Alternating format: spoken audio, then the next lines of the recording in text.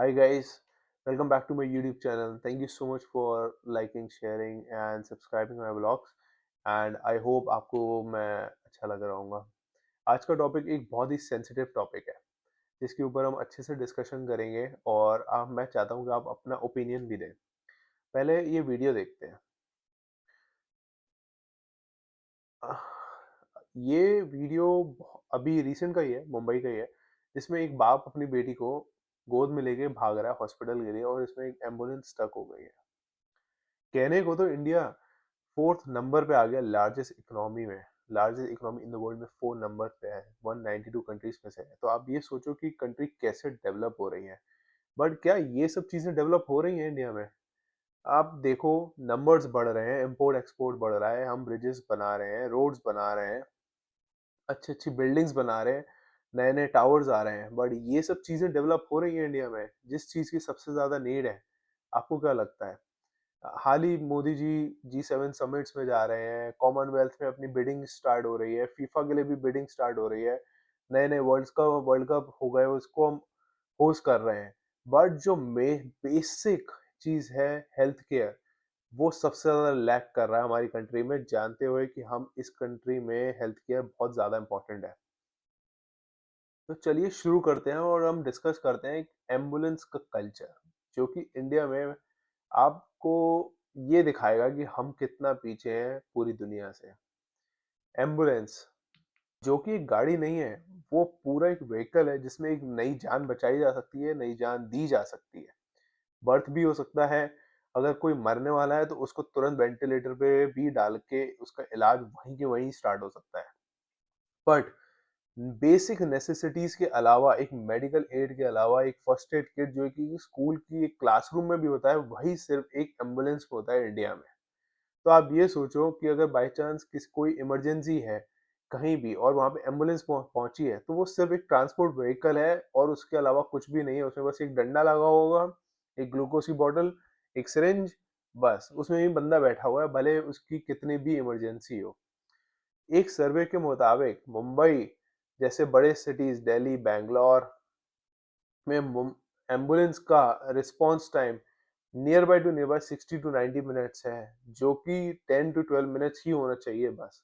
और अगर rush our में एक बार एम्बुलेंस निकल गई तो वो 1.5 घंटे से 2 से ढाई घंटे भी हो सकते हैं एक इमरजेंसी में। और रूरल की तो बात ही नहीं करते। रूरल एरियाज में तो 134 मिनट मिनिमम रिस्पॉन्स टाइम है। तो अब 134 हो गया, ऑलमोस्ट 2 घंटे से भी ज्यादा। कितने हाईवेज ऐसे हैं रूरल एरियाज के आसपास जिसमें 100-100 किलोमीटर तक सिर्फ एक एम्बुलेंस है। अगर एक जगह इमरजेंसी आ गई और एक दूसरे डायरेक्शन में इमरजेंसी आ गई उन 100 किलोमीटर के रेडियस में, तो एक जने की जान जाना ऑलमोस्ट 110% पॉसिबल है। बट इन सब चीजों को सब नजरअंदाज किया जाता है गवर्नमेंट के थ्रू। और इवन उसकी जो लोकल गवर्नमेंट है, उस सिटी की, उस डिस्ट्रिक्ट की या कस्बे की या गांव की या कहीं की भी। दोस्तों, आपको पता है इंडिया की पॉपुलेशन कितनी है? सब लाइव आज की डेट के हिसाब से 140 करोड़ से भी प्लस है।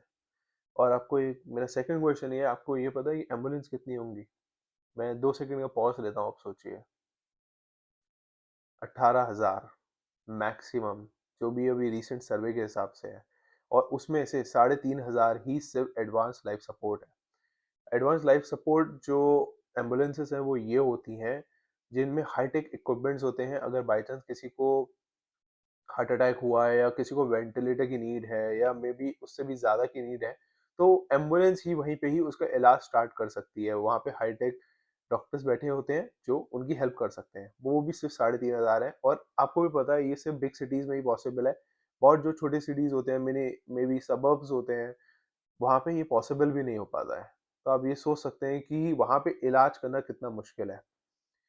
कुछ और जो मेरे पॉइंटर्स हैं, ये भी बोल सकते हैं, 90% of the ambulance in all over India, उसमें मेजर इक्विपमेंट्स मिसिंग होते हैं। सिर्फ फर्स्ट एड किट होती है, एक बस तंबू गड़ा हुआ होता है, उसमें बस अपना आपने ग्लूकोज की बोतल डाली, सिरिंज डाली और इंसान बैठा हुआ है। 95% उसको जो ड्राइव कर रहा है वो अनट्रेन्ड सपोर्ट वाला है, वो सिर्फ एक ड्राइवर है। बहुत जो मेजर बिग कंट्रीज हैं, डेवलप कंट्रीज हैं, उसमें जो एम्बुलेंस चलाता है उसको पैरामेडिक्स की ऑलमोस्ट पूरी वो स्टडीज करी हुई होती है।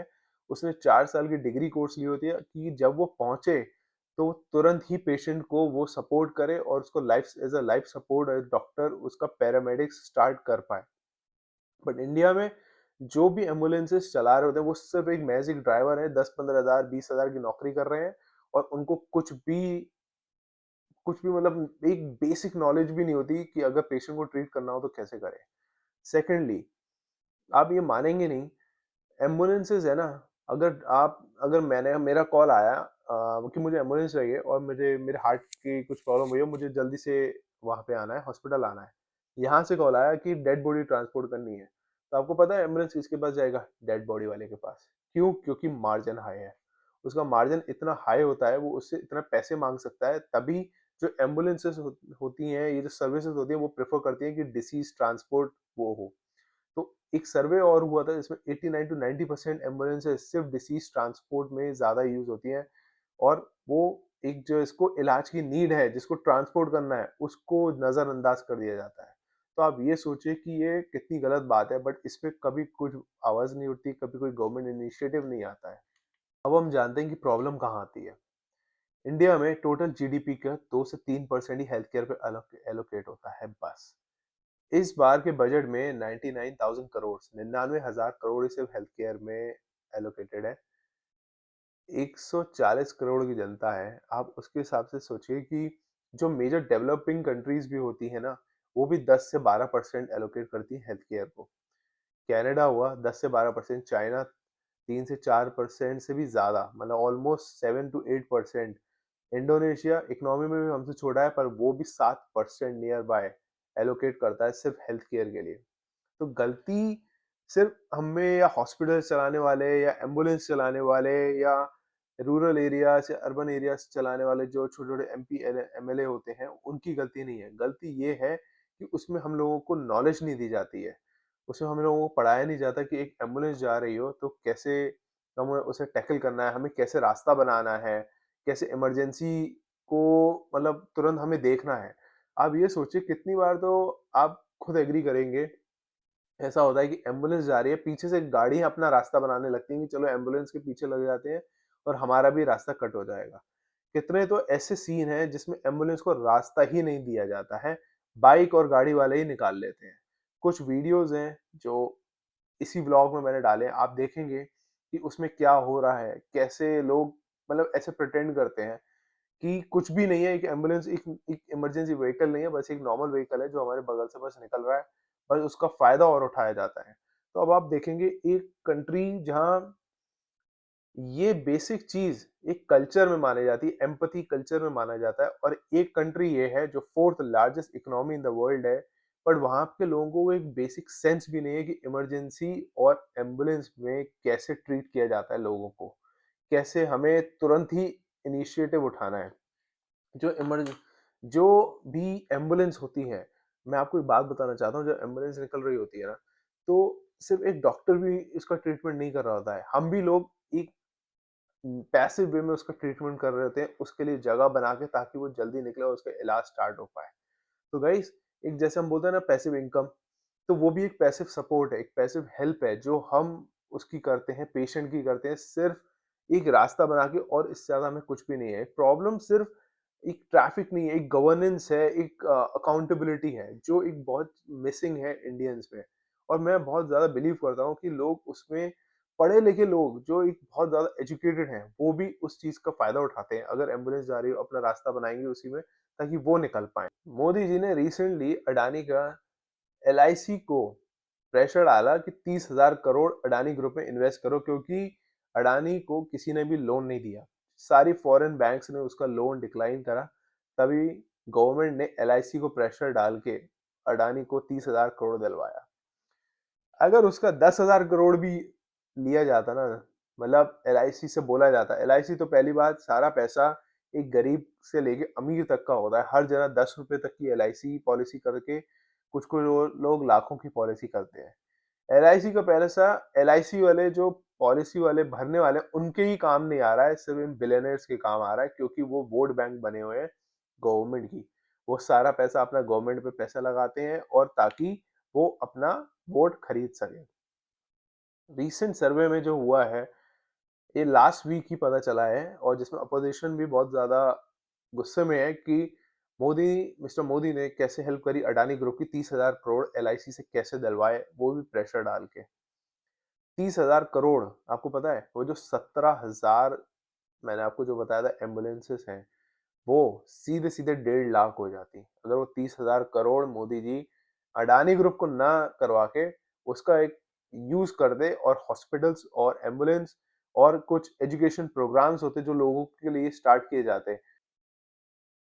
गाइस ये वीडियो, ये व्लॉग एक इन्फॉर्मेशन थी, एक वेकअप कॉल था आप सबके लिए कि आप जो आपके पास हो रहा है, आपके साथ हो रहा है या आपके किसी नोन के साथ हो रहा है, आप प्लीज़ एक ह्यूमैनिटी अपने अंदर डेवलप करिए, इंसानियत जगाइए।